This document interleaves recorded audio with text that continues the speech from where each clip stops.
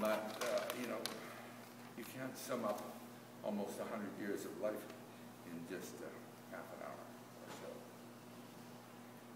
so. As Lenny mentioned, Mom had a lot of famous sayings that she would throw out. Don't waste time. That's what life's made of. There's an ill wind that blows no good. And here we are all shined up on a Saturday afternoon, and I'm in a suit that I didn't even remember I had. You know? So it's not all bad. Anyway, I first remember my mother when I was standing in a mud puddle across the street on Linwood Avenue. I was 3 years old, and she was standing on the porch, pregnant, ready to go to the hospital to have my sister here. And I refused to come. I wanted to play with my boat in that mud puddle. And so I stayed. She went off to the hospital, and somebody looked after me. I'm here today, so it must have been not all bad.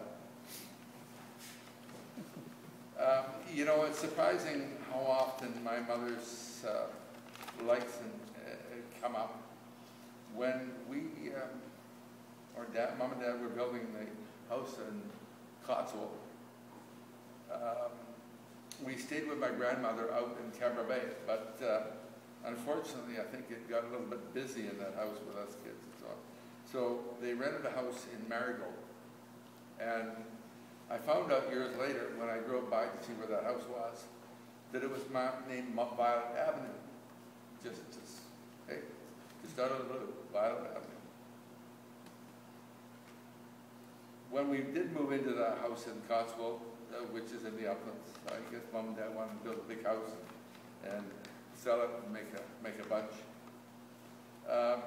Whenever I was late, I would pick watercress, which grew in the little creeks and streams on the side hill coming up out of Cabra Bay. And I would take home this watercress, and I always knew that this would soften my mother's stinging comments. You know, she could chop you off at the knees with a look in one word, you know. I remember a time, just in the home a few years ago, I leaned over and I said, "Mom, it's me, Rod, your son. Do you remember me?" She says, "How could I forget?" So, after they sold Cotswold, they built a house on Hamiota Street. Mom designed it. It was approximately a square, which is about the most efficient structure you can build because the walls are short and you get the most area. She drew up the plans herself, and she lived in the house for 52 years, and we kids were pretty well raised there. When they were landscaping, we went to Courtney one summer, and I guess there was friends of her, Auntie Kitty, and we went to a nursery, and we each got a shrub, and we planted the shrub, and that was our shrub in that front yard, 3 years, our special little shrub. In the back also was a peach tree. Peach tree was a Red Haven peach tree, and she very much loved. And years later, I learned how to prune it and look after it reasonably, and in some years she would get more than 200 peaches off this scrawny little peach tree. One year, after George died, she wanted me to paint the house. She figured the house needed to be painted, I guess before she died or something. So I went over and spent 3 days washing the house, and she was starting to look at me sideways because 3 days is a long time to wash a house. And then I spent the next 5 days painting it. So one day, or one night, I said, "Mom, get in the car." She says, "Why?" I said, "Get in the car." So I took her to Cattle Point, and we went out to Cattle Point and sat on one of the benches out there, and it was a beautiful evening like we've had in the last couple of nights. And the sun is on the islands out there, and the sailboats are out, and the sky's blue, and it's warm, and it's wonderful. And she said, "I like this." That was the last time that we sat there together. The houses Mom and Dad built, 3 houses. If you build 3 houses, the 3rd one will be paid for. And that then is something that can be kept to old age. And the house on Hamiota was never mortgaged. It was free title. And when we sold it, we told our mom, time to sell your house, we want to keep you in your old age. And that's what happened. During the house building, we did just about every job ourselves, except replacing the furnace or doing the roof. And so some of the concrete around the house and some of the work in the house is not as pristine as it might be, simply because we had to learn as we go. And that included my father.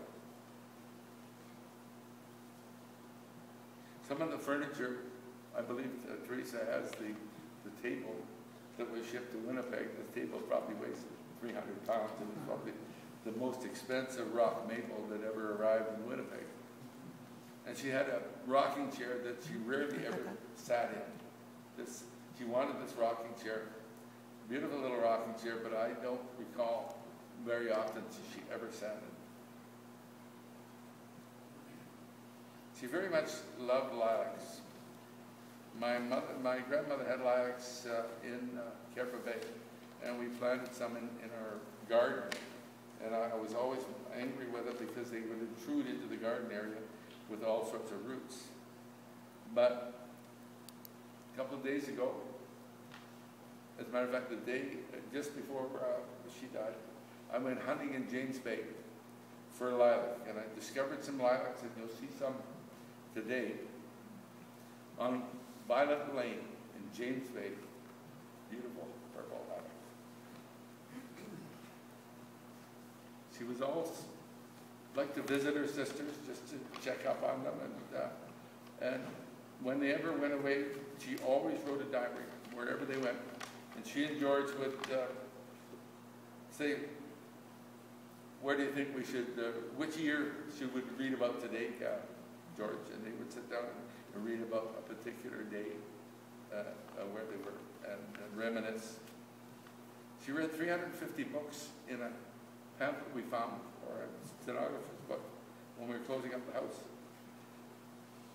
And I wondered, and I wondered, and I wondered why she would leave this list that we never, ever heard about.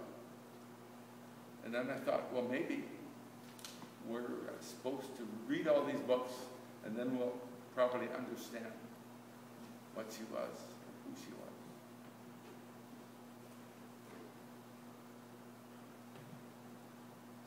I have to shorten this up a bit because these guys have taken all the time. She only ever hit me once. I came upstairs one day and there was clouds of smoke, and I made a wisecrack, and I won't tell you what it was, but and she hit me, wham, and gave me a black eye. That was the one and only time, and I was stunned. I really thought that I was.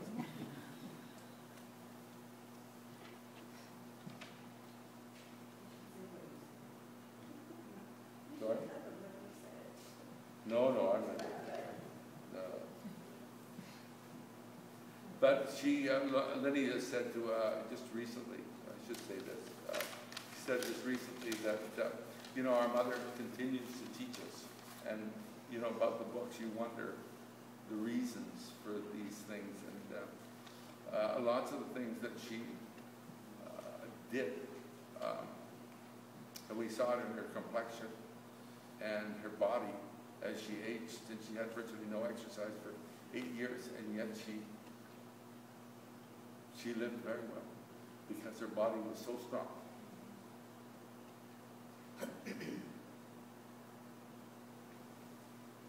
I think it's sort of sad that one day she was asked to be the private secretary of Dr.